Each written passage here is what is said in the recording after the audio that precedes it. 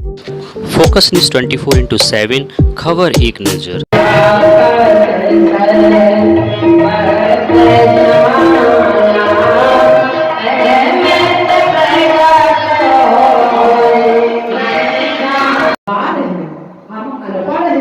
और वही सवाल जाकर के पहुंचे श्री कृष्ण जी भगवान अर्जुन से कह रहे हैं कि महाराज अगर किसी से ज्ञान अर्जित करना है तब विधि प्रणिपातेना परिप्रश्नेन से। हम अनपढ़ हैं और वही सवाल जाकर के पहुंचे श्री कृष्ण जी भगवान अर्जुन से कह रहे हैं कि महाराज अगर किसी से ज्ञान अर्जित करना है तब विधि प्रणिपातेना परिप्रश्नेन। केवल परमात्मा में होता है, साक्षात्कार केवल परमात्मा में होता है।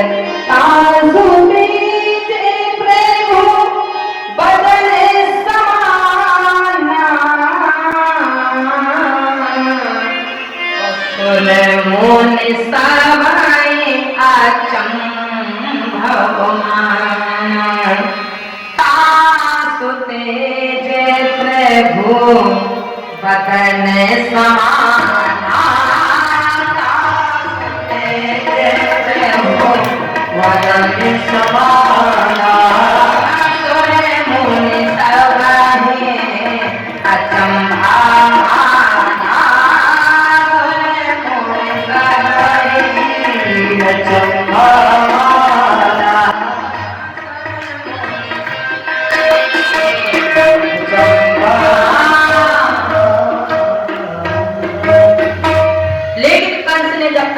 पूरे प्रयास नहीं कर लिए तुरंत महाराज का नहीं मैंने एक बहुत बड़ा अखाड़ा बनवाया है, इसलिए उसको तलवार लगा करके जो कंप्लीट किया है श्री कृष्ण और बलराम जी को उसकी पूरी सेना मार डाली है।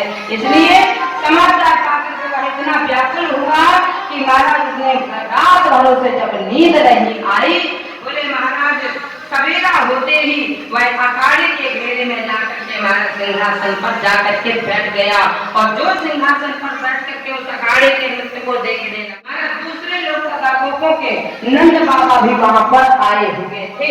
कंस को अपनी अपनी लाई हुई भेंट का महाराज कर देने लगे, लेकिन ठीक स्थानों पर जाकर के बैठ गए। अखाड़े में धुंध भी बज गई, ढोल बज उठे, नगाड़े बाजने लगे। गोप बालकों के साथ बलराम जी श्री कृष्ण जी स्नान करके कुछ देर से आए। कंस के पास आकर के कंस ने जब तक कुवल्या पीड़ नाम का हाथी को तैयार किया तो कुवल्या पीड़ नाम के हाथी को मदरा पांडरा करके जिसमें 60,000 हाथियों का बल था और 60,000 हाथियों के बल को अंकुश का प्रहार करके मतवाला बना दिया और मतवाला बना करके अखाड़े में छोड़ दिया। जो अखाड़े में महाराज घुमाने के लिए छोड़ा, दरवाजे पर ला करके खड़ा किया, श्री कृष्ण जी और बलराम जी को उसी अखाड़े में पहुंचाया।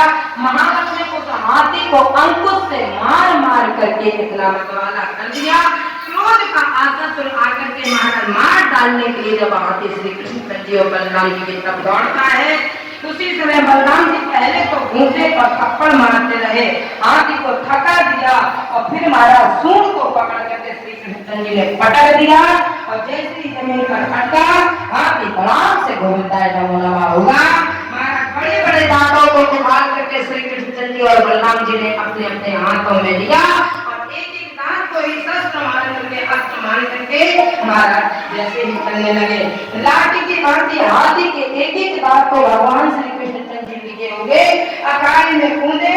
बोले महाराज कंस ने पहलवान को भेजना शुरू किया, अपने अपने धनुष को कस करके कुश्ती लड़ने के लिए तैयार किया और जैसे ही पहलवानों को भेजा, बोले सुखदेव जी महाराज से राजा परीक्षित जी ने कहा उन पहलवानों का नाम क्या था? राजा परीक्षित जी से सुखदेव जी महाराज ने कहा एक का नाम चाणूर था, नामक पहलवान था। श्री कृष्ण जी ने चाणूर नाम के पहलवान को और बलराम जी ने कुश्ती नाम के पहलवान को जैसे ही चाणूर पर मुश्किल का प्रहार किया, भगवान तथा पास से भारी आवाज होकर के कृष्ण बलराम के साथ आकर के पहाड़ जैसे भारी थे चाणूर नाम के दोनों हाथ पकड़ करके आकाश मार्ग में घुमाया और आकाश आसमान में घुमा करके जमीन पर पटका। इस तरह से अरुण नाम के राक्षस का को मुश्रिक नाम के राक्षस को मारा, कान में एक थप्पड़ मारा और थप्पड़ मार के उसका सिर फट गया। बलराम जी से मुश्रिक का युद्ध हुआ था, श्री भाइयों का टूट पड़े, लेकिन बलराम जी ने एक ही घूमते में फूट और साल लगा और बलराम जी ने दूसरे जवान मारने से कंस को बड़ा भारी दुख हुआ, बड़ा आघात दुख होकर सारी सेना मर चुके। अब सारे उसके जितने अदाशाही मित्र थे वो भी सारे मौत के घाट उतर गए। अब तो महाराज ने कंस को बड़ा क्रोध आने पर कंस भांति बकवास करने लगा, जैसे बुखार चढ़ने पर सर्वपात हो जाता है। क्या कोई वहां नहीं था? जब किसी ने नहीं सुने तो भगवान श्री कृष्ण जी ने कूद मार करके छलांग लगा करके कंस के ऊंचे सिंहासन पर छलांग लगाई और जो कंस के राज सिंहासन पर छलांग भगवान श्री कृष्ण जी ने लगाए तो बाल पकड़े और पकड़ करके कहा, देख जिस तरह से जो काम करता है उसको वही दंड दिया जाता है। तूने जैसा किया था वैसा याद कर। तूने मेरी माँ के बालों को पकड़ करके जमीन पर पटका था तो बोले महाराज उसी तरह का दंड आज भगवान श्री कृष्ण जी ने बाल पकड़ करके सिंहासन से नीचे पटक दिया और जब नीचे पटका फिर उसके स्वयं उसके ऊपर कूद करके गिरे। इससे उसके कंस के प्राण निकल गए और प्राण के निकलते हुए बड़ी लंबी युद्ध चलता रहा। युद्ध होते होते भयंकर युद्ध चलते चलते कंस जब हार गया तो हारने के बाद महाराज सीधे महाराज जमीन पर पटक करके प्राणों की बाजी में दी। बोलिए वृंदावन बिहारी लाल की, बोलिए कृष्ण कन्हैया लाल की। फिर उसने स्वयं महाराज जाकर के जब प्राण उसके निकल गए तो कंस के 8 जो भाई थे श्री कृष्ण जी मारने को दौड़े और जब मारने के लिए कृष्ण भगवान को दौड़े तो महाराज उसी समय लेकिन बलराम जी ने एक डंडा उठाया और डंडे से प्रहार करके उस डंडे से उन 8 भाइयों को बलराम जी ने मार गिराया। जो कंस के 8 और भाई थे उनका भी गोविंदा नमो नमः करके कंस के 8 भाइयों को बलराम जी ने मार गिराया। भगवान श्री कृष्ण जी के हाथों से कंस का उद्धार हुआ। इस पर गोपों को अब पता लगा कि ये साक्षात परब्रह्म परमेश्वर परमात्मा है। सब ने जाकर के उनकी सुंदर स्तुति गाई, सुंदर उनको वस्तु ने देख करके भेज दिया। नंद बाबा को मथुरा से विदा किया और विदा करके दूर तक श्री कृष्ण जी और बलराम जी नंद बाबा को पहुंचाने के लिए विदा किया। और जब विदा किया तो नंद बाबा ब्रज लौट आए और ब्रज में लौट करके वे सदा श्री कृष्ण जी को भी सोचा करते थे। श्री कृष्ण जी वापस हो गए, सबको यहाँ पर विदा किया क्योंकि अब मैं कुछ समय अपनी माँ देवकी के साथ बिताना चाहता हूँ। ऐसा करके महाराज श्री कृष्ण जी प्रसन्न होकर के यहीं रहने लगे। ब्रज के लोगों ने मन सदा दुखी होकर के श्री कृष्ण जी की याद में लगा रहा। इसी से भगवान के भक्तों के ब्रज के लोग सर्वश्रेष्ठ माने जाते हैं। इस तरफ सुखदेव जी महाराज राजा परीक्षित से कहते हैं, वासुदेव जी महाराज के प्रश्न आया। देवकी मैया ने कहा अब हम अपने लल्ला का एडमिशन करवाएंगे। जब इतने काम कर रहे बड़े बड़े राक्षसों को मारा, सब कुछ कर दिया, अब नाम लिखने जा रहा है विद्यालय में। मास्टर साहब के यहाँ जाकर के गुरु जी से बोले वासुदेव जी कि हम अपने लड़के का एडमिशन कराने आए हैं।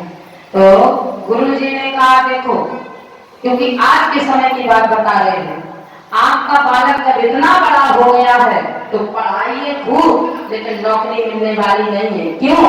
बोले उम्र नहीं देख रहे हो, जब तक ये पढ़ेगा तब तक इसकी नौकरी की उम्र समाप्त हो जाएगी। तो बोले नौकरी तो हमारा लला पहले से कर रहा है और करता है, जो चाहे सो कर डालता है। केवल शिक्षा दिलाना है इसको, इसलिए कि अभी तक इसने पढ़ाई नहीं पढ़ी है। अब भगवान को शिक्षा देने के लिए शांतिपन गुरु के यहाँ नाम लिखने के लिए वासुदेव जी ले गए। और जो महाराज शांतिपन गुरु के यहाँ नाम लिखने के लिए गए तो बोले महाराज वहां पर शांतिपन गुरु के आश्रम में ब्राह्मण क्षत्रिय वैश्य हर जाति के बालक पहुंचते थे और हर जाति के बालकों को शिक्षा दी जाती थी। 12 वर्ष की आयु में भगवान श्री कृष्ण जी का एडमिशन हो रहा है और यज्ञ हो रहा है। 12 साल की आयु हो तब जाकर के उनका नामकरण हुआ, विद्यालय में नाम लिखाया गया। बोले महाराज ऋषियों के आश्रम में नगर के दूर दूर से बालक आते थे और महाराज आश्रम वैसा नगर से दूर होता है। कैसे? रामचरितमानस में आश्रम पर दिखाया गया है। तो सांदीपन गुरु का आश्रम था, तो बाबा ने एक चौपाई में लिख के बताया। सुंदर जी महाराज कहते हैं कि आश्रम घर से दूर होता है, और जैसे ही कहा तो बाबा गोस्वामी महाराज कहते हैं आश्रम, बोले महाराज काहे दे गति और गाँव में उतारा, सबरी के आश्रम पगधारा, काहे दे गाँव में उतारा, सबरी के आश्रम पगधारा,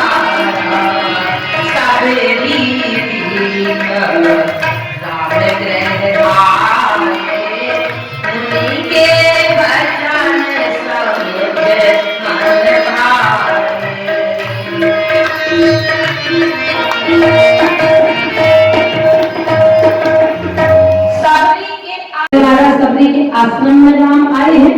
सब दीदी के राम ग्रह आए। सांदीपन मुनि के आश्रम में भगवान श्री कृष्ण जी पहुंचते हैं, तो महाराज सबरी के आश्रम में श्री राघवेंद्र सरकार पहुंचते हैं। आए ये सबरी सो गए थे। बोले महाराज आश्रम तो वो मतंग ऋषि का था, लेकिन मतंग ऋषि का नाम जब तक नहीं आया, कब तक? बोले तब तक नहीं आया जब तक सबरी जैसी परम संत, भले ही महिला है, नारी है, लेकिन संत का विचार कोई देखा नहीं जा सकता है। क्योंकि महाराज बोले जब सबरी ने अपने घर का परित्याग कर दिया, क्योंकि विवाह का जब समय आया तो उनके पिताजी ने जानवरों को रांधने का समय सोचा, और जब एकत्रित किया तो सबरी ने माँ से पूछ लिया, माँ आज ये जानवर इकट्ठे क्यों हो रहे हैं? बोले मेरी बेटी तेरे विवाह में जब तेरी बारात आएगी तो उनको मांस रांध करके पकाया जाएगा, काटा जाएगा। सबरी ने कहा ओ ऐसा विवाह मुझे नहीं चाहिए, मेरे सुख के लिए किसी जीव की हत्या हो कदापि नहीं। और रात्रि के 12 बजे सबरी जंगल में जाकर के मतंग ऋषि के आश्रम से रहने लगी। लेकिन मतंग ऋषि के नाम को तुलसीदास जी महाराज कहते हैं, जब सबरी जैसी संतानों से मतंग ऋषि ने कहा कि ए सबरी मैं तो अपना ठौर ठिकाना दूसरी जगह बना लूंगा, एक काम कर मैं तुझे ही अपना आश्रम देता हूँ।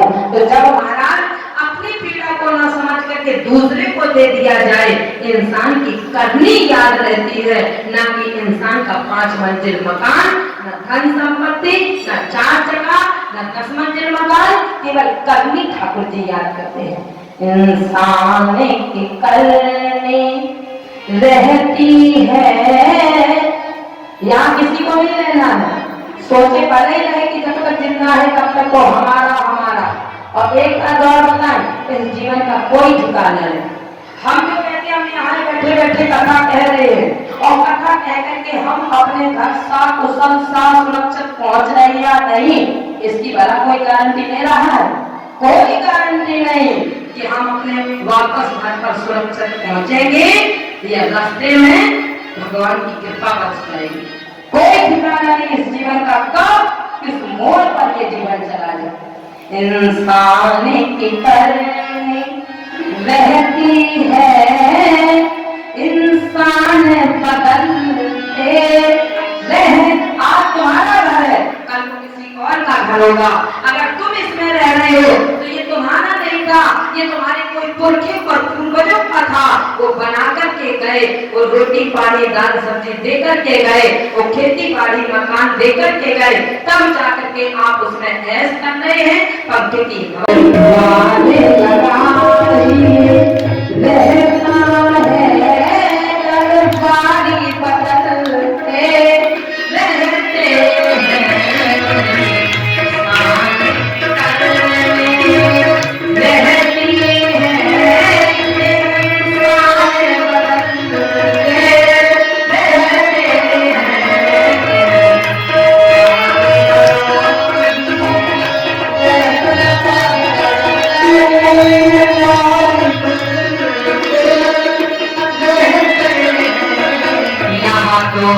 दिन की हो, यहाँ 2 दिन की हुकूमत है, संसारी बदलते रहते हैं, दीवाने कल रहती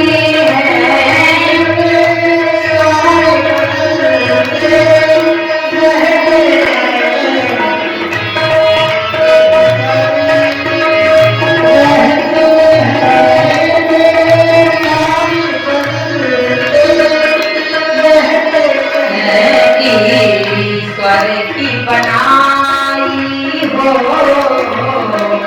ईश्वर की बनाई लीला है, अधिकार बदलते रहते हैं, ईश्वर की बनाई लीला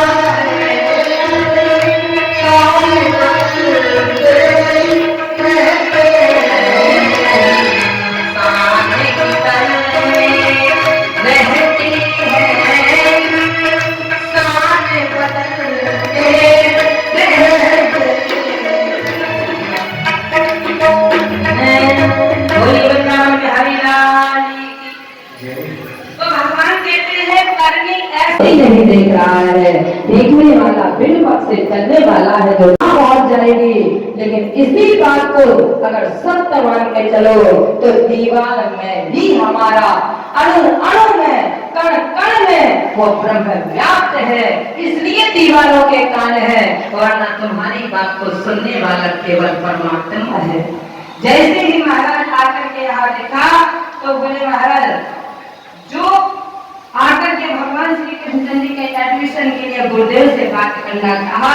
वक्ता जी ने कहा कि यहाँ पर चाहे वैष्णव हो, चाहे ब्राह्मण हो, चाहे क्षत्रिय हो, सबके लिए समान आदेश आज्ञा का पालन होगा। चाहे वो ब्राह्मण हो, अगर भिक्षा मंगवानी है तो सारे वैष्णव संप्रदाय के लोग जाएंगे। ब्राह्मणों को जो बात गुरु करे अगर करने के लिए तैयार है तो अल्पकाल सब विद्या। और यदि अब तो सब उल्टा पुल्टा हो गया, अब तो बगल में विद्या नहीं, दूर वाले में एडमिशन नहीं करेंगे, हम पास वाले में एडमिशन करेंगे अपने बेटे का। और भगवान श्री कृष्ण जी पास में नहीं गए थे, अरे पूरी शांति आश्रम कितने दूर है उज्जैन में, कहाँ मतलब कहाँ उज्जैन। भगवान को इतने दूर भेजना है, जब अपने बालकों को इतने दूर पढ़ने के लिए भेजेंगे कैसे? अब गुरुकुल रही नहीं गए तो भेजोगे का? शिक्षा तो जो गुरुकुल में मिलती है वो कहीं मिलने वाली नहीं है। अगर अपने बेटे से सुख प्राप्त करना आप चाहते हैं तो बेटे का एडमिशन हमेशा या तो विद्यालय में शिशु मंदिर जुड़ा हो या विद्या मंदिर जुड़ा हो, जहाँ शिशु मंदिर और विद्या मंदिर जुड़ा हो, वहां पर अगर आपने अपने बेटे को शिक्षा दीक्षा दिलाई तो समझ लो कि आपको पूरे जीवन सुख मिलेगा। यदि आपने एकेडमी ऐसे में अगर डाला तो आप अपने दिमाग से निकाल देना कि हमारा बेटा हमें बुढ़ापे में पानी देगा नहीं देगा। शास्त्र कहता है कि आपका बेटा आपको पानी नहीं देगा। नौकरी के चक्कर में इंग्लिश मीडियम में बेटों को पढ़ा करके बर्बाद कर रहे हो। जो हमारे अंग्रेज आकर के अपनी सभ्यता छोड़ के गए हैं, पश्चिमी सभ्यता का दुरुपयोग हो रहा है, क्योंकि महाराज वही अंग्रेज आज वृंदावन में चित्रकूट में राधे राधे गा रहे हैं। अपनी वस्त्र को, अपने पोशाक को अपने देश में छोड़ के गए हैं। अब जाकर के अंग्रेजों को देखना। मेरी तो काशी बनारस में प्रतिवर्ष कथा चलती है। स्वयं विश्वनाथ बाबा के भीतर जो त्रिलोकीनाथ मंदिर में इस समय झगड़ा मचा हुआ था बीच में, वहां पर अंग्रेज आकर के अपने वास्तुकी वेश में, साधारण वेश में आते हैं। जो वेश हमारे भारत का बनाया गया है, जो सभ्यता हमारे भारत की बनाई गई है, जो संस्कृति हमारे भारत में बनाई गई है, यदि आप अपनी संस्कृति को ही विलुप्त कर देंगे तो आगे आने वाली पीढ़ी से सुख मिलने वाला नहीं है। हमारी भी बेटी है, शिशु मंदिर का पढ़ रही है। एक ने कहा इतना पैसा कमाते हो, 51,000 70,000 लाख की हो, इंग्लिश मीडियम में नहीं पढ़ाते बनता, उनकी कदापि नहीं। आगे हमें इससे पानी पीना है, इससे रोटी खाना है, ये मिलने वाली नहीं है। और लोग कहते हैं इंग्लिश मीडियम में डालेंगे तो हमारा बेटा डिप्टी कलेक्टर और नौकरी बन के आएगा। गलत बात। अगर कहीं ऊपर वाले क्योंकि भाग में है तो भाग के आएगा, भाग में नहीं है तो डरा होगा, भाग जाएगा। अगर किस्मत में बेटे की नौकरी लिखी है तो शिशु मंदिर और विद्या मंदिर से नौकरी मिलेगी। अगर भाग्य में नहीं है, किस्मत में नौकरी नहीं है तो महाराज संस्कार टूटने की वजह से आपका बेटा आपको पानी देने वाला नहीं है। क्योंकि शिशु मंदिर और विद्या मंदिर में संस्कार सिखाए जाते हैं, संस्कारवान बनाया जाता है, संस्कार रहित रहता है बालक। और अगर नहीं लगी तो कम से कम हमारा बेटा हमारी आंखों के सामने तो रहेगा, हमारा बेटा हमारी सेवा तो करेगा। और नौकरियों न लगी और संस्कार विलुप्त हो गया, फिर तो हमारा जीवन में रोने के अलावा कुछ मिलने वाला नहीं। बोलिए वृंदावन का विद्यार्थी असंभव, बालक को विद्या नहीं आ पाएगी। और बालक को विद्वान बनाना चाहते हो तो फिर महाराज बच्ची को नीचे अवमान है, हम अनपढ़ हैं। और वही सवाल जाकर के पहुंचे श्री कृष्ण जी भगवान अर्जुन से कह रहे हैं कि महाराज अगर किसी से ज्ञान अर्जित करना है तद विद्धि प्रणिपातेना परिप्रसन्नेन सेवया उपदेक्षन्ति ते ज्ञानम् तत्त्वेनः ब्रह्मदर्शिनः। भगवान श्री कृष्ण जी कह रहे हैं अगर सामने वाले से ज्ञान अर्जित करना चाहते हो तो झुक करके हो, नीचे बैठो और फिर सामने वाले से ज्ञान लो। यदि आप ऊपर हो गए और ज्ञानी के समकक्ष हो गए तो नारद जी भी भगवान विष्णु के बगल में बैठे और अपना बात बिगाड़ दिया था। इसलिए ज्ञानी पुरुष से अगर ज्ञान चाहते हैं वो ऊपर तब विद्या पाई। भगवान श्री कृष्ण जी ये संसार के बेटे बेटियों को शिक्षा देना चाहते हैं कि जैसे ही बलराम जी श्री कृष्ण जी का यज्ञोपवीत होगा और जैसे ही संस्कार होगा तो दोनों भाई महाराज ब्रह्मचारी के वेश में कमर में मूंछ की रस्सी बांध करके बगल में वृक्षका और हाथ में कमंडल लेकर के पाठ लेकर के अवंतिकापुरी की ओर चलना शुरू कर दिया। और जैसे धीरे धीरे महाराज आजकल उसे जिसका नाम है उज्जैन कहते हैं और जो अवंतिकापुरी की ओर धीरे धीरे चलने लगे शांति गुरु के आश्रम में, आश्रम जिसे कहते हैं वही आश्रम तो मतम ऋषि का था। तो बोले इसमें लिखा है कि सबरी दीख राम ग्रह आए, तो बोले बस यही बात इसलिए है कि जो ऋषि सबरी के ऊपर अत्याचार मचा करके कहते थे अशुद्ध है, दूषित है, दूर रहे, हमारे जन्म में जब तक प्रवेश नहीं करने का तब तक हम पूजा न कर ले, स्नान न कर ले। महाराज उन ऋषियों को जब दुर्लभ हो गया, हाथ डालते ही खून दिखने लगता था। जब भगवान श्री रामचंद्र सरकार की कृपा हुई तो सबसे पहले ऋषियों से कहा यदि ये सबरी जाकर के अपना हाथ जल में लगाएगी तो फिर ये जल निर्मल हो जाएगा। वही ऋषि सबरी के चरणों में साष्टांग होकर के गिरे, क्योंकि संत के भाव में प्रेम भाव होना चाहिए। भगवान कहते हैं मैं विद्वानों के पास नहीं मिलता हूँ, मैं राजा के पास नहीं मिलता हूँ। कोई सोचे हम पैसे वाले हैं, हम काजू किशमिश भगवान को चढ़ाएंगे, भगवान कहते हैं मैं करोड़पति से प्रसन्न होने वाला नहीं हूँ। एक ने कहा ब्राह्मणों के अनुकूल है भगवान, ब्राह्मणों से प्रसन्न होता है क्योंकि वो देववाणी संस्कृत शब्दों का पूजा पाठ करता है। भगवान ने कहा मैं ब्राह्मणों से भी प्रसन्न नहीं होता हूँ। तो एक ने कहा महाराज तो फिर महाराज भगवान उनके अधीन होते होंगे जो ज्यादा भजन भक्ति भावना से जागते हैं। भगवान ने कहा उनके पास भी नहीं। बोले महाराज हम तो दीनहीन हैं, ब्राह्मण पंडित होते हैं, ब्राह्मण से भगवान स्वीकार प्रसन्न होते हैं। बोले नहीं महाराज, भगवान ने सीधे कहा क्योंकि बोले भीलों ने कहा और वेद पढ़े सबरी भी कहा की सेवा थी। सभी ब्राह्मण नहीं थे। गणकान का परियोग किए, गायिका का काम कहाँ योग करना, और वैश्या का काम तो सच के बाहर खड़े हो जाना, और धन्य को उसी वैश्या को दत्तात्रेय जी ने गुरु मान लिया। लेकिन क्यों माना? बोले जब वो सुबह से लेकर शाम तक सर करके खड़ी रही, उसने त्याग दिया उस जीवन को। क्या फायदा इस जीवन से? आज सुबह से लेकर के शाम के समय तक कोई मुडेर नहीं आया है दरवाजे पर। इससे अच्छा तो इतना समय अगर कहीं मैंने अपने गोविंद को दिया होता तो मेरा जीवन सार्थक हो जाता, धन्य हो जाता। उसी दिन से दत्तात्रेय जी ने वैश्या को गुरु मान लिया। शिक्षा जहां से मिलती हो, नीचे और ऊंचे पर जाति और पाति पर मत जाइए।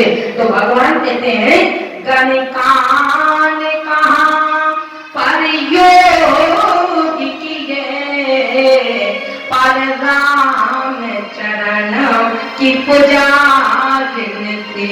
इसलिए भगवान ने भाव वाले के पास जाता हूँ, चाहे वो राजा हो, चाहे वो ब्राह्मण हो, चाहे वो कर्मकांडी हो, चाहे गरीब हो, मैं ये नहीं देखता हूँ कि गरीब है कि राजा है कि कौन है, मैं तो भाव देखता हूँ। प्रेम का भूखा हूँ मैं, और प्रेम ही एक सार है, और प्रेम से मुझको भजो तो भव से बेड़ा पार है। प्रेम से मुझको भजो तो भव से बेड़ा पार है। इसलिए जब तक